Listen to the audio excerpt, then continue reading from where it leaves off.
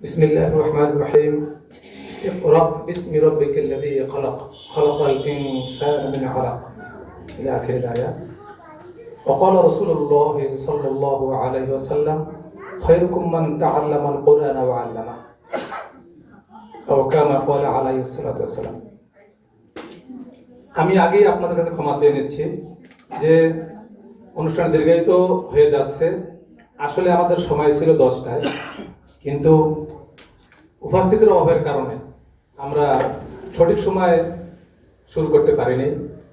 সেজন্য আমরা দুঃখিত, এবং যারা দীর্ঘ সময় বসে আছেন আপনাদের অপেক্ষার জন্য ধন্যবাদ আপনাদের।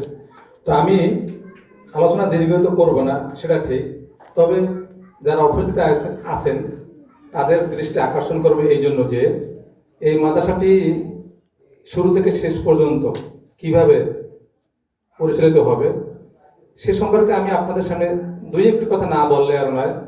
আমি জানি মা বোনদের পাকের একটা চাপ আছে মাথায়। আমি অনুরোধ করবো, আজকে একটু লেট হয়ে যাবে। তো আজকের এই ইলমুল ওয়াহি ক্যাডেট মাদ্রাসার উদ্বোধনী অনুষ্ঠানের সম্মানিত সভাপতি সাহেব, শ্রদ্ধেয় আমার নজরুল মামা সভাপতি,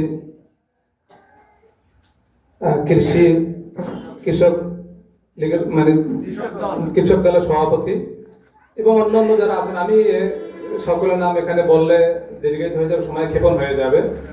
তো সকলকে দৃষ্টি আকর্ষণ করবো যে আমার এখানে শ্রদ্ধাভাজন সর্বোচ্চ আমার পিতা উপস্থিত আছেন, আমার মা উপস্থিত আছেন, এবং আরো যারা অভিভাবক, ইমাম সাহেবগণ, সাংবাদিক সাহেব, আমার কলিগ, এবং বিশেষ করে মুক্তিযোদ্ধা এবং এই বাড়ির যিনি অনার উনি সহ যারা আছেন সকলকে আবারও সালাম জানাচ্ছি। আসসালামু আলাইকুম ওয়া রাহমাতুল্লাহ।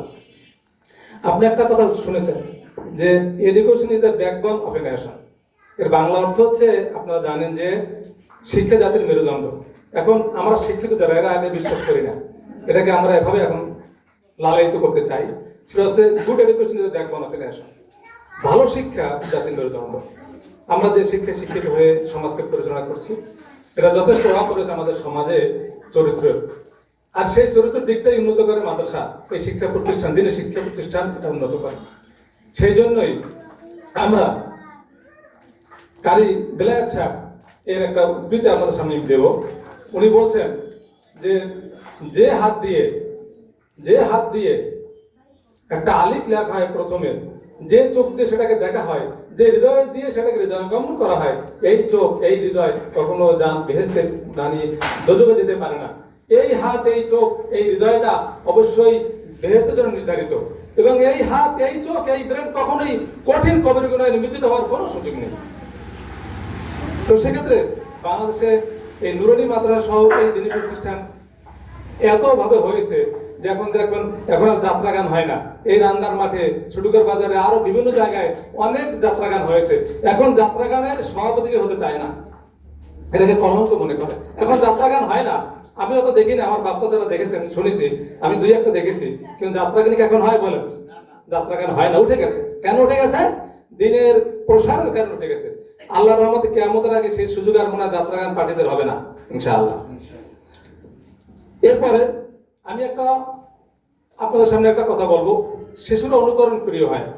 আপনার শিশুকে যখন আপনি মাদ্রাসায় পড়াবেন, তখন সেই শিশুটা আপনার অনুকরণে, মাদ্রাসার অনুকরণে বড় হবে। সে কখনোই আপনার যে আচরণগুলো আছে, সেই আচরণগুলো কখনোই সে ভুলবে না। যে বাবা নামাজ পড়ে হাত জায়গায় মোনাজাত করে, দেখবেন ছোট ছোট বাচ্চারা নাতির হাত জায়গায় মুখ বিড়বিড় করে, কি বলে আপনি সে জানে না, কিন্তু সে মুখ বিড়বিড় করে। কিন্তু আপনি সিগারেট খাচ্ছেন, বাবার কাছে সিগারেট খাওয়াটা যদি ছেলের পছন্দ হয়, সে ছেলেটা কোনো একসময় টান দিয়ে দেখে যে এর মধ্যে কি আছে, দেখি বাবা এত টানে, একটু দেখি টান দিয়ে কি আছে এর মধ্যে। এটা অনুকরণ পীড়ন একটা উদাহরণ। এটা আপনি কখনো ফিরাতে পারবেন না। আপনি নামাজি, আপনার সন্তান অবশ্যই নামাজি হবে। এই আজকে যে বিষয়টা দেখলেন, যিনি ইংরেজি পড়েছেন উনি আমার মেয়ে, যিনি আরবি পড়েছেন উনি আমার মাদ্রাসা প্রতিষ্ঠাতা, যিনি হাফেজুল ইসলামের মেয়ে, যিনি বাংলা বলেছেন উনি আমার একটা ভাই মাত্র, তার ভাইয়ের মেয়ে একটা। আমি ওদেরকে তৈরি করেছি। কাকা তো কে দিলেন, আমারও কান্না আসছে। আমি শুধু এই তিনজনকে না, আমি চরখালি মাদ্রাসায় অনেক ছেলেমেয়েদেরকে এইভাবে তৈরি করে ছেড়ে দিয়েছি, যারা হেফ শাখায় লেখাপড়া হয় না, হেফ শাখায় জেনারেল লেখার কোনো সুযোগ নাই, কিন্তু সেই হেফ শাখায়ও আপনার এই ছেলেমেয়েরা এরকম পারে। এর চেয়ে ছোট ছেলেরা আবার আলহামদুলিল্লাহ নামাজে দাঁড়িয়ে 6-0-60টি মশলা বলবে, একটাও বাঁচবে না। সে ছেলে তৈরি করে আছে ইনশাআল্লাহ, একটা মশলা বাঁচবে না। এটা সম্ভব কেন? ওরা অনুকরণ করিও, ওদেরকে যা শিখাবো ও তাই শিখবে, যা শিখাবো তাই শিখবে। তো যাই হোক, এই শিক্ষার ক্ষেত্রে যে এই বাচ্চাদের ব্রেনকে খালি করা দরকার। আমি আপনাদেরকে একটা অকেয়া বলি, আমি আমার বাচ্চার 3টে বাচ্চা 4টে বাচ্চা, আমার 3টার একসাথে চুলকানি হয়েছে, এত বেশি যে সহ্য করা যায় না। পরে আমি ডাক্তার দেখাতে গেছি। আমার আগের সিরিয়াল যে ছেলেটা, তার বয়স হবে 16 উপরে, 20-এর মধ্যে অনুমান। ডাক্তারের সামনে মা ছেলেকে বসাই দিয়েছে, ছেলের হাতে একটা টাচ মোবাইল। মা বলতেছে ছেলের কি কি সমস্যা, ডাক্তার শুনতেছে, ছেলে মোবাইল দেখছে ইন্ডিপেন্ডেন্ট টাইমে। আপনি বলুন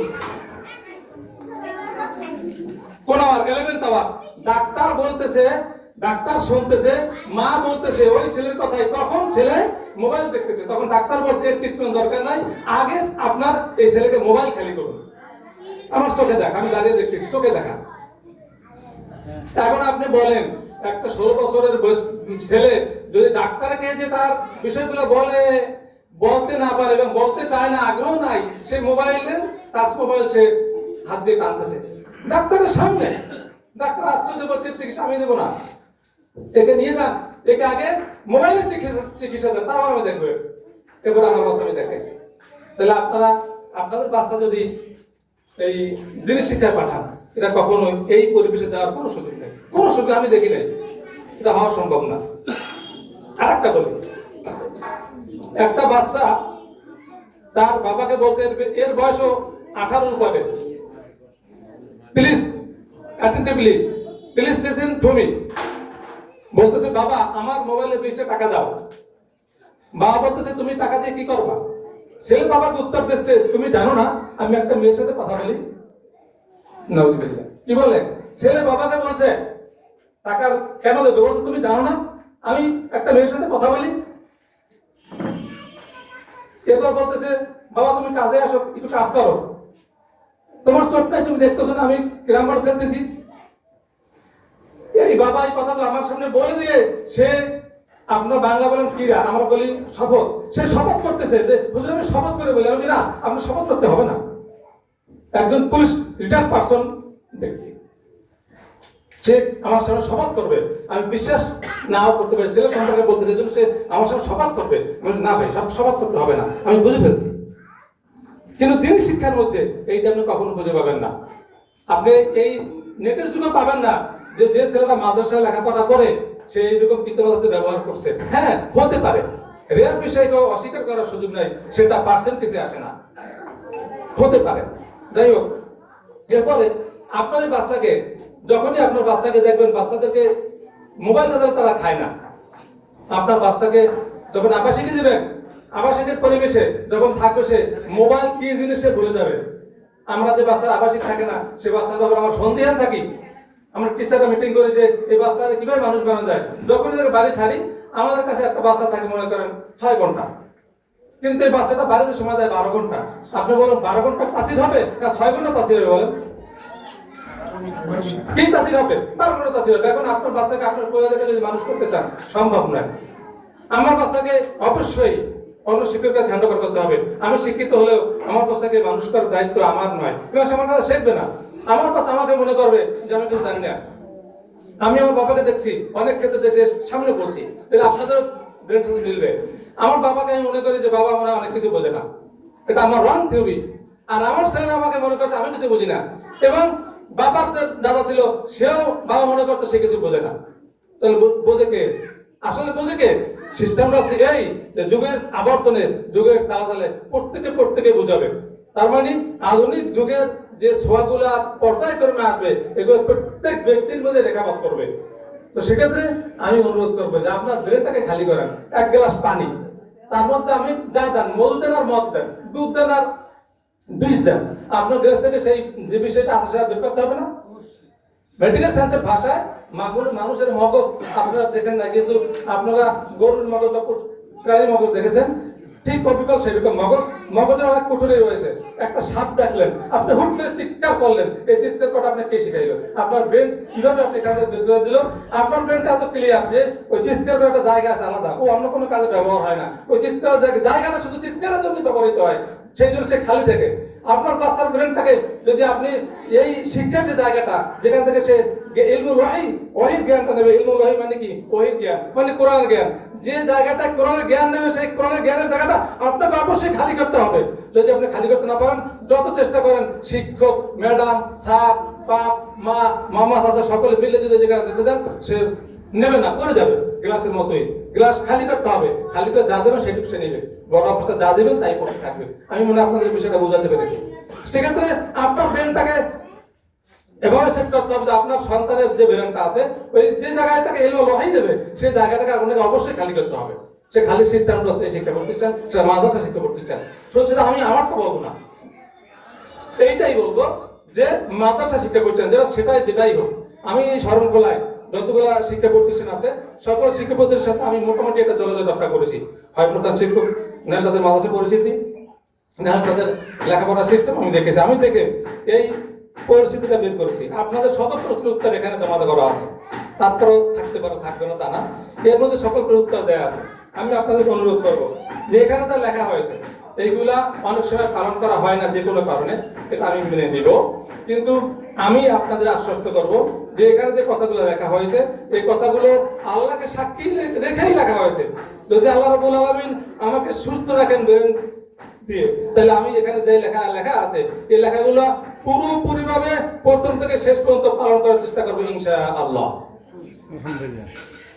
তো সেক্ষেত্রে আমি আপনাদেরকে অনুরোধ করব যে আপনার বাচ্চা, আপনার সন্তান যে কোনো প্রতিষ্ঠানে পড়ার আপত্তি নেই, কিন্তু আপনি দিন প্রতিষ্ঠানে পড়ান।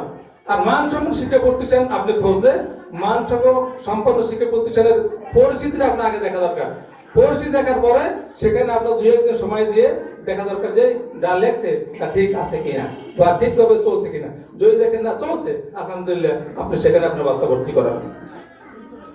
এরপরে একটা কথা বলে গেছেন যে অসহায় ব্যক্তিদের জন্য কি করা যায়, বা তারা অনেকে সহযোগিতা বলছেন। আসলে সহযোগিতা বলতে কি বোঝাতে চাচ্ছেন আমি এটা বুঝি না, তবে সহযোগিতা বলতে বোঝানো হয়, আমি যেটা বুঝি, আর্থিক, শারীরিক এবং শ্রম। আর্থিক সহযোগিতা এবং শ্রম সহযোগিতা, শারীরিকভাবে সহযোগিতা করা, আর একটা মেধা দিয়া। আমি আপনাদের কাছে এই প্রতিষ্ঠানের জন্য আপনাদের কাছে দুটো জিনিস চাবো। নাম্বার 1 মেধা, আপনি আমাকে মেধা দিবেন। নাম্বার 2 শ্রম দিবেন। নাম্বার 3 অর্থ, এটা অর্থ এই প্রতিষ্ঠান গ্রহণ করবে না। এই জন্য যে আমি আমার বোন এবং বোনাই, এই যে বোনাই বলতে যিনি হাফেজ শফিকুল ইসলাম, ওনাদেরকে নিয়ে আমি জিজ্ঞেস করছি তোমরা মাদ্রাসা কেন করতে চাও, তোমরা আমার সাথে কেন করবা? ওনারা ওনাদের উত্তর দিয়েছে। আমি ওনাদেরকে উত্তরের সাথে এইটা অ্যাটাচ করেছি যে তুমি এই নিয়ে একটা করো যে এটা একটা শিক্ষা প্রতিষ্ঠান, কিন্তু এখন শিক্ষা প্রতিষ্ঠান নাই, এটা একটা ব্যবসা প্রতিষ্ঠান।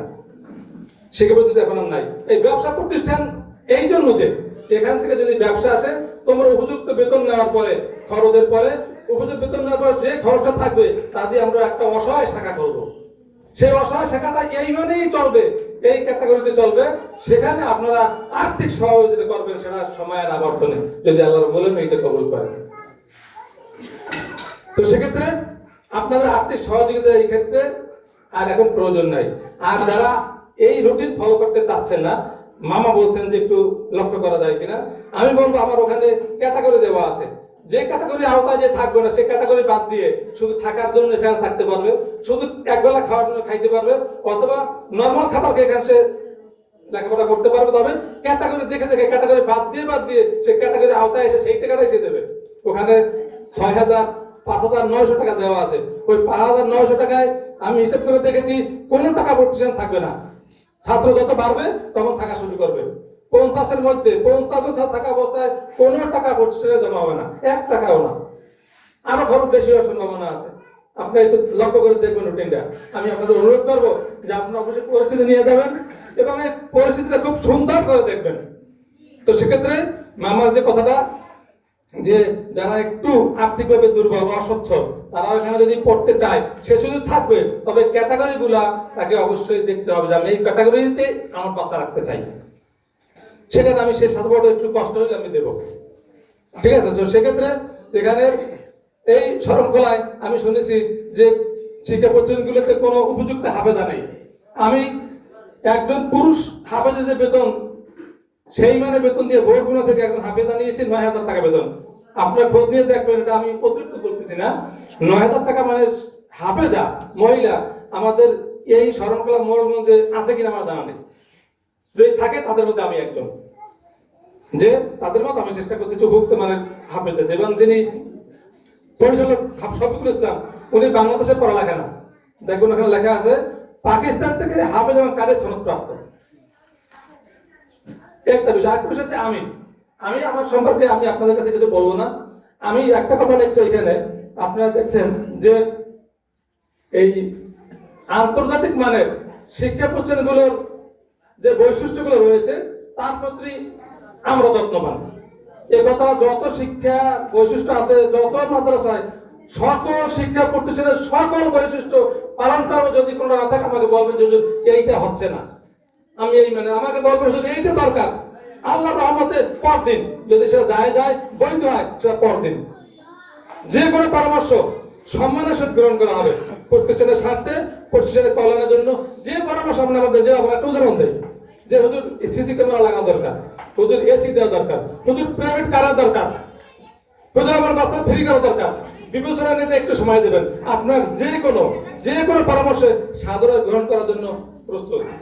আপনি যাবেন আমার প্রতিষ্ঠানে সরকারিতে, সেখানে দেখবেন প্রাইভেট প্রতিষ্ঠান, সেখানে দেখবেন যে কোনো কিছু অভাব নাই, সেখানে সিসি ক্যামেরা, সেখানে ব্যাপক টোটাল মাথার জন্য আইপিএস জেনারেটর, এবং মাদ্রাসার কোনো গ্যাপ আছে বলে আমার চোখে ধরা পড়ে না। অবশ্যই ঢুকলে মনে করবেন যে মনে হয় সরকার প্রতি মাসে 50,000 দেয়, আসলে তা না। বাংলাদেশের কোন হেফজ প্রতিষ্ঠানে হেফজের সাথে বাংলা ইংরেজি অঙ্ক পড়ায় এবং পরীক্ষা নেয় তা আমার জানা নাই। আমি যখন হেফজ টিচারের ইন্টারভিউ পরীক্ষা নিতাম তখন দেখতাম তারা ঠিকানায় ঠিক মতো লিখতে পারে না, কিন্তু আমার প্রতিষ্ঠানে ছোট ছোট ছেলেরা শুধু বাংলায় নয়, ইংরেজিতে নয়, আরবিতেও ঠিকানা লিখতে পারে। যারা ফাদল কামেল লেখাপড়া করছে আপনি একটু লাড়া দেবেন দেখার জন্য যে আমার একটু আরবি ঠিকানা লেখা দরকার, আমার বাচ্চার জন্য একটু লিখে দেন। আমার মনে হয় অনেকের কলম থেমে যাবে। কিন্তু ছোট ছোট ছেলে মেয়েরা পারে। কেন পারে ভাই? এটা আমরা শিখিয়েছি, তারা পারে। আমার হেফজখানা ছেলেরা টোটাল এখানে দাঁড়িয়ে ইংরেজিতে বক্তৃতা দেবে, সেটা শিখেছি। তো যাই হোক, কথা অনেক বেশি হয়ে যাচ্ছে, আপনারা বিরক্ত হয়ে যাচ্ছেন, আমি আর বলবো না। তো সেক্ষেত্রে আপনাদেরকে আমি যে কথাগুলো বলেছি এই কথাগুলো আপনারা শুনে এইভাবে একটু সামনের দিকে আগাবেন। আর এই মাদ্রাসা সম্পর্কে আমাকে যে কোনো পরামর্শ, ভর্তি হোক আর যাই হোক, যে কোনো পরামর্শ আমাকে দেবেন। ইনশাআল্লাহ আমি আপনাদের পরামর্শকে সম্মানের সহিত, শ্রদ্ধার সহিত বিবেচনা নেব ইনশাআল্লাহ। এবারে আমি আমার সংক্ষিপ্ত বক্তব্য শেষ করছি। ও আখির দাওয়ানা আনিল হামদুলিল্লাহি রাব্বিল আলামিন।